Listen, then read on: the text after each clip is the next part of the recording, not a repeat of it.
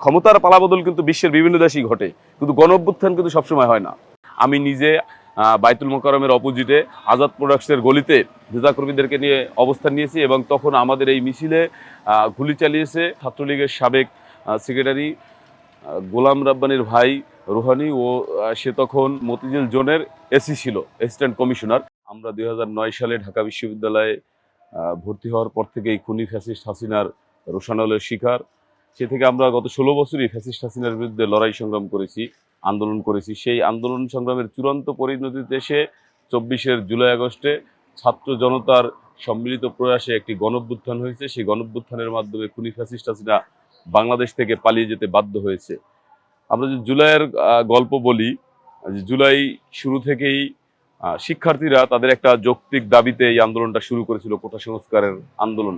সেখান থেকে এইটা এক দফায় রূপ লাভ করে। জুলাই শুরু থেকেই বাংলাদেশ জাতীয়তাবাদী ছাত্রদল এই আন্দোলনের সাথে ছিল একেবারে শুরু থেকে, ফ্রম দ্য বিগিনিং।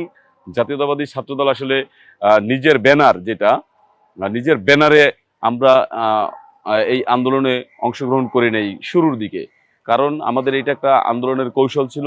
বিএনপির ভারপ্রাপ্ত চেয়ারম্যান জনাব তারেক রহমানের নির্দেশে আমাদের একটা আন্দোলনের কৌশল ছিল যে সাধারণ শিক্ষার্থীদের যে আন্দোলন, এই আন্দোলনটাকে যেন এই খুনি ফ্যাসিস্ট হাসিনা কোনো ধরনের ব্লেম অথবা কোনো কালার না দেয় আমাদের অংশগ্রহণের কারণে। আমরা যদি প্রকাশ্যে আমাদের ব্যানার নিয়ে অংশগ্রহণ করি, সেই ক্ষেত্রে বিভিন্ন সময় খুনি ফ্যাসিস্ট হাসিনা আমাদের উপর চড়াও হয়েছে, নির্যাতন এবং নিপীড়নের স্ট্রিম রোলার চালিয়েছে। সেই জন্য যাতে আন্দোলনের যে উদ্দেশ্য, সেই উদ্দেশ্য যাতে খুনি ফ্যাসিস্ট হাসিনা ব্যাহত না করতে পারে, সেই জন্য আমরা শুরুর দিকে ছাত্রদলের যে নিজস্ব ব্যানার, সেই ব্যানারে আমরা অংশগ্রহণ করি নাই। কিন্তু আমরা শুরু থেকে ঢাকা বিশ্ববিদ্যালয়ে, আপনি যেদিন থেকে এখান থেকে স্লোগান হয়েছে, শিক্ষার্থীরা স্লোগান দিয়েছে, তুমি কে আমি কে, রাজাকার রাজাকার, কে বলেছে কে বলেছে, স্বৈরাচার স্বৈরাচার, সেই দিন থেকেই আমরা আমাদের যারা নেতাকর্মী আছে তারা সবাই এই আন্দোলনের সাথে যুক্ত হয়েছে এবং আন্দোলনের সকল সহযোগিতা বা সব ধরনের সাপোর্ট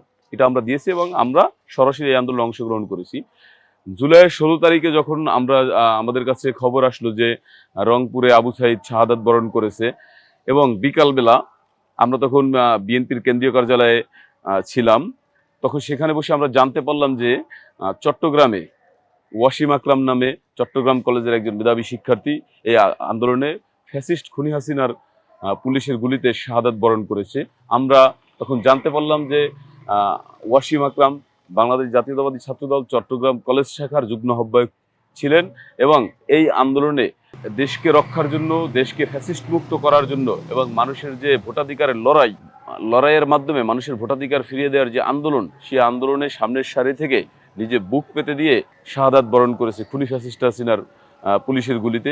সেই দিন থেকে আমরা মূলত প্রকাশ্যে কর্মসূচি দেওয়া শুরু করি। আমরা তার পরদিন 17 জুলাই বাইতুল মোকাররমে বাংলাদেশ জাতীয়তাবাদী দলের উদ্যোগে গায়েবানা জানাজার আয়োজন করা হয়, আবু সাইদ এবং ওয়াসিম আকরামের গায়েবানা জানাজা। সেই জানাজায় অংশগ্রহণ করার জন্য আমরা সবাই গিয়েছি, আমি নিজেও ছিলাম। তো জানাজা যখন আমরা শুরু করব, তখনই খুনি ফ্যাসিস্ট হাসিনার পুলিশ তারা এসে হামলা চালায়। আপনারা জানেন যে খুনি ফ্যাসিস্ট হাসিনার নির্যাতন নিষ্পেষণ এমন পর্যায়ে চলে গেছে যে তাদের কাছে আসলে কোনো ধর্মীয় অনুভূতি, কোনো মানবিক মূল্যবোধ, কোনো কিছুই কোনো জায়গা পেত না। যেমন বিভিন্ন সময় আপনারা দেখবেন যে জানাজায় তারা বাধা দিত, ঠিক একইভাবে এই জানাজায় খুনি ফ্যাসিস্ট হাসিনা ভয়ে তার যে অবৈধ ক্ষমতা, সেই ক্ষমতা যাতে দীর্ঘস্থায়ী না হয়, সেই জন্য মানুষের যে আন্দোলন, সেই আন্দোলন যাতে সফল হতে না পারে, সেজন্য সে ভয় পেত সবসময় যে কোথাও মানুষের আন্দোলন দানাবাদী কিনা। সেজন্য ওয়াসিম আকরাম এবং আবু সাইদের যে গায়েবানা জানাজা, সেই গায়েবানা জানাজায় পুলিশ হামলা চালিয়েছে। আমরা পুলিশের হামলায় আমাদের অনেক নেতাকর্মী আহত হয়েছে। আমি নিজে বাইতুল মোকাররমের অপোজিটে আজাদ প্রোডাক্টসের গলিতে নেতাকর্মীদেরকে নিয়ে অবস্থান নিয়েছি এবং তখন আমাদের এই মিছিলে গুলি চালিয়েছে ছাত্রলীগের নিষিদ্ধ সংগঠন, ছাত্রলীগের সাবেক সেক্রেটারি গোলাম রাব্বানীর ভাই রুহানি ও সে তখন পুলিশের মতিঝিল জোনের এসি ছিল, অ্যাসিস্ট্যান্ট কমিশনার। সে আমাদের উপর হামলা চালায়। আমরা প্রায় 2 ঘন্টা সেখানে সেই পুলিশের খুনি ফ্যাসিস্ট হাসিনার পুলিশের বিরুদ্ধে লড়াই করেছি। তারপরে আমরা সেখান থেকে এসে বিজয়নগর পানির ট্যাঙ্কির মোড়ে সেখানে আমরা রাস্তা অবরোধ করেছি টায়ার জ্বালিয়ে। সেই দিন আমরা সন্ধ্যা পর্যন্ত সেই রাস্তায় আমরা আমাদের বিক্ষোভ অব্যাহত রেখেছি এটা 17 জুলাই, 18 জুলাই সেদিন রাতে আর 17 জুলাই রাতে আমরা কর্মসূচি দিয়েছি যে 18 জুলাই শিক্ষার্থীদের যে কমপ্লিট শাটডাউনের যে কর্মসূচি হয়েছে ঘোষণা করা হয়েছে, সেই কর্মসূচির সাথে একাত্মতা ঘোষণা করে জাতীয়তাবাদী ছাত্রদল আমরা কর্মসূচি দিয়েছি সারা বাংলাদেশে এবং ঢাকা শহরে আমরা অবস্থান কর্মসূচি দিয়েছি। আমরা 18 জুলাই সকাল 10টায় কাকরাইল মোড়ে আমরা অবস্থান করি এবং মিছিল করি। 19 জুলাই আপনারা জানেন বাংলাদেশ জাতীয়তাবাদী দল বিএনপি একটা কর্মসূচি দিয়েছিল প্রেস ক্লাবের সামনে বিক্ষোভ কর্মসূচি। আমরা প্রেস ক্লাবের সামনে গিয়েছি, ওর সকল নেতাকর্মীরা জড়ো হতে পারেনি, এর আগেই পুলিশ সেখানে হামলা চালায় এবং বিএনপির সিনিয়র যুগ্ম মহাসচিব অ্যাডভোকেট রুহুল কবির রিজভী আহমেদকে গ্রেপ্তার করে। আমরা সেখান থেকে প্রেস ক্লাবের অপোজিটের রাস্তা থেকে মিছিল নিয়ে আমরা কাকরাইল মোড়ে অবস্থান নিই। কাকরাইল মোড়ে এসে পুলিশ হামলা চালায় এবং আমরা সেখানে পুলিশের বিরুদ্ধে লড়াই করে যাচ্ছিলাম। ইট পাটকেল আমাদের হাতের কাছে যা ছিল তা দিয়ে আমরা প্রতিরোধ করার চেষ্টা করেছি এবং সেই আন্দোলনে এক পর্যায়ে পুলিশ এবং র্যাব হেলিকপ্টার দিয়ে আমাদের উপর থেকে গুলি করছিল।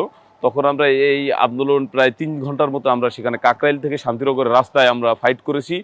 এরপরে পুলিশ 3 দিক থেকে অ্যাটাক করার পর আমাদের নেতাকর্মীরা অনেকেই বিচ্ছিন্ন হয়ে গেছিলো। তারপরে আমি সহ আরও বেশ কিছু নেতাকর্মী আমরা মালিবাগ মোড়ে অবস্থান নিয়েছিলাম। সেই মালিবাগ মোড়ে একটা গলির মধ্যে থেকে যুবলীগের ক্যাডাররা এসে আমাদের উপর হামলা চালায়। সেই হামলায় আমি আহত হই। পেছন থেকে আমাকে সহ আরও অনেক নেতাকর্মীকে হামলা করে আমাকে তখন উপর্যুপরি আঘাত করতে থাকে। আমি পড়ে গিয়েছি, আমার এই যে বাম হাত, এই হাত ভেঙে গিয়েছিল এবং মাথায় আঘাত করেছিল। আমি কোনো মতে সেখান থেকে উঠে আমাদের নেতাকর্মীদের সহযোগিতায় রিকশায় উঠে সেখান থেকে আমি হসপিটালে গিয়েছিলাম চিকিৎসা নিয়ে। আমার হাত ভেঙেছে, ব্যান্ডেজ করে চিকিৎসা নিয়ে আমি বাসায় ফিরছিলাম। বাসায় ফিরতে রাতে জানতে পারি যে খুনি ফ্যাসিস্ট হাসিনা তার ক্ষমতা দীর্ঘস্থায়ী করার জন্য সে কারফিউ জারি করেছে এবং জনগণের উপর গুলি চালানোর জন্য প্রশাসনকে, তার যে পেটোয়া পুলিশ বাহিনীকে নির্দেশ দিয়েছে। তো এরপরে আমি বাসায় চিকিৎসা নিচ্ছিলাম। ইতিমধ্যে আমার আসলে শারীরিক অবস্থার অবনতি হচ্ছিল, বমি বমি ভাব আসছিল এবং কিডনির ব্যথা করতেছিল, যেটা বোঝা গেছে যে কিডনিতে হয়তো কোনো সমস্যা হয়েছে। ডাক্তারের সাথে আমি আমার পরিচিত ডাক্তারদের সাথে আলোচনা করে পরামর্শ নিয়েছি। তারা বলেছে যে কিডনির একটা টেস্ট আছে যেটা বলে কিটিনিন, সেই টেস্টটা আমি করিয়েছি। করার পরে আমরা দেখেছি যে কিডনির পয়েন্ট আমার 3.5 হয়ে গিয়েছে, যেটা আমাদের জন্য অনেক অ্যালার্মিং ছিল। তো এর মধ্যে এই টাইমে আমি বলি যে আন্দোলনের তীব্রতা এবং বিএনপির ভারপ্রাপ্ত চেয়ারম্যান তারেক রহমান যে এই আন্দোলনে প্রত্যক্ষভাবে নির্দেশনা দিয়েছে তার একটা উদাহরণ আমি আপনাকে বলি। আমি তখন অসুস্থ অবস্থায় বিএনপির ভারপ্রাপ্ত চেয়ারম্যান জনাব তারেক রহমান মহোদয়ের সাথে আমার কথা হয়েছিল। তখন তিনি বলছেন যে অসুস্থ, তুমি চিকিৎসা নাও, একই সাথে আন্দোলন থামানো যাবে না, নেতাকর্মীদেরকে দিয়ে নির্দেশনা দাও এবং তুমি সুস্থ হলে তুমি নিজে যাও, আন্দোলন কিন্তু চালিয়ে রাখতে হবে। তখন আমি 2টা গ্রুপকে একটা বাড্ডায় এবং শনি রাখড়ায় আমি পাঠিয়েছি এবং তারপর দিন আমি হাতে ব্যান্ডেজ দিয়ে আমি নিজে শনি রাখড়ায়ও গিয়েছি। তো এর পরের দিন আমি যখন চিকিৎসা নেওয়ার জন্য হসপিটালে গিয়েছি, যাত্রাবাড়িতে পপুলার হসপিটালে, সেই হসপিটালে আমি গিয়ে চিকিৎসা দিতে বসছি ডাক্তারের চেম্বারের সামনে, তখনই খুনি ফ্যাসিস্ট হাসিনা ডিবি পুলিশ বাহিনী আমাকে ঘিরে ফেলে ওখান থেকে আমাকে গ্রেপ্তার করে এবং আমার উপর নির্যাতন চালায় এবং আমি ডাক্তার দেখানোর জন্য তাদেরকে অনুরোধ করি। সে আমার অনুরোধ কোনোভাবে রাখবে না। পরে ডাক্তারের রুমের দরজায় লাথি দিয়ে সেই দরজা ভেঙে আমাকে ঢুকিয়ে কোনো মতে দেখিয়ে তারপর সেখান থেকে নিয়ে যায়। প্রায় 2 দিনের মতো আমাদেরকে অজ্ঞাত স্থানে নিয়ে রাখে। তারপরে ডিবি অফিসে নিয়ে চোখ বেঁধে নির্যাতন করে। তো ডিবি অফিসে আমাদেরকে 4 দিনের রিমান্ডে নেওয়া হয়। আমি সহ আমাকে দেখতে গিয়েছে এরকম আরও 2 জন, নাজমুল হাসান পাপন এবং যুবদল নেতা জাহিদকে গ্রেপ্তার করা হয়েছে। তো সবাইকে নির্যাতন করেছে। ইভেন ডিবি অফিসে আমরা যারা ছিলাম, আমাদের যত সিনিয়র নেতৃবৃন্দ ছিল সবাইকেই অমানবিক নির্যাতন করা হয়েছে। যত সিনিয়র নেতৃবৃন্দ ছিল সবাইকে অমানবিক নির্যাতন করা হয়েছিল। তো আমরা যখন ডিবি অফিসে ছিলাম, আমাকে গ্রেপ্তারের পরে মূলত তারা জানতে চেয়েছিল যে তারেক রহমান আমাকে কি বলেছে, তারেক রহমানের সাথে আমার কি কথা হয়েছে, এই বিষয়টাই তারা জানতে চেয়েছে। বিএনপির ভারপ্রাপ্ত চেয়ারম্যান আসলে আমাদেরকে কি নির্দেশনা দিয়েছে এটা জানার জন্যই মূলত তারা নির্যাতন করেছে। যেহেতু তাদের ধারণা হচ্ছে যে তার সাথে বিএনপির ভারপ্রাপ্ত চেয়ারম্যান তারেক রহমানের সাথে আমার কথা হয়েছে, সেজন্য তারা এইটা বারবার জানার জন্য চেষ্টা করছে। এবং আমার যে আন্দোলন সংগ্রামের ভিডিও, ইতিমধ্যে আমি যে আন্দোলনে অংশগ্রহণ করছি সেই ভিডিও ফুটেজগুলো দেখাচ্ছে এবং এই আন্দোলনে আমার পাশাপাশি যারা অংশগ্রহণ করছে তারা কোথায় আছে এবং আমাদের নেতাকর্মীরা কে কোথায় আছে তাদের বিষয়ে তারা জানার চেষ্টা করছে। মূলত এই আন্দোলনটাকে মানে নস্যাৎ করার জন্য যত পরিকল্পনা, সেই পরিকল্পনা তাদের ছিল। সেই জন্য তারা যাদেরকে তারা গ্রেপ্তার করছে তাদেরকে রিমান্ডে নেওয়ার মাধ্যমে বিভিন্ন তথ্য তারা জানতে চেয়েছে, আমাদের ভারপ্রাপ্ত চেয়ারম্যান সম্পর্কে জানতে চেয়েছে। এবং তারা আসলে শুধুমাত্র নির্যাতন নিপীড়ন করেই থেমে থাকেনি, তারা আমাদের দলের প্রতিষ্ঠাতা শহীদ রাষ্ট্রপতি জিয়াউর রহমান থেকে শুরু করে বিএনপির ভারপ্রাপ্ত চেয়ারম্যান জনাব তারেক রহমানকে নিয়ে নানান ধরনের বিষোদ্গার এবং বাজে গালিগালাজ করেছে তারা।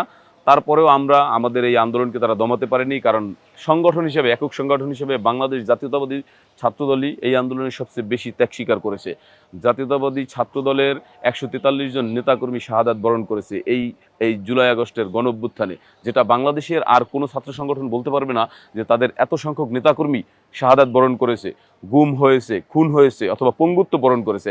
আমাদের নেতাকর্মীদের একটা বড় অংশ পঙ্গুত্ব বরণ করেছে, এখনও কেউ কেউ চিকিৎসা নিচ্ছে। আপনারা জানেন যে 1.5 মাস আগেও, 1 মাস, এখন থেকে 1 মাস আগেও একজন হাসপাতালে চিকিৎসাধীন অবস্থায় শাহাদাত বরণ করেছে। সুতরাং এই আন্দোলন ছিল আমাদের আন্দোলন, সকলের আন্দোলন, গণমানুষের আন্দোলন।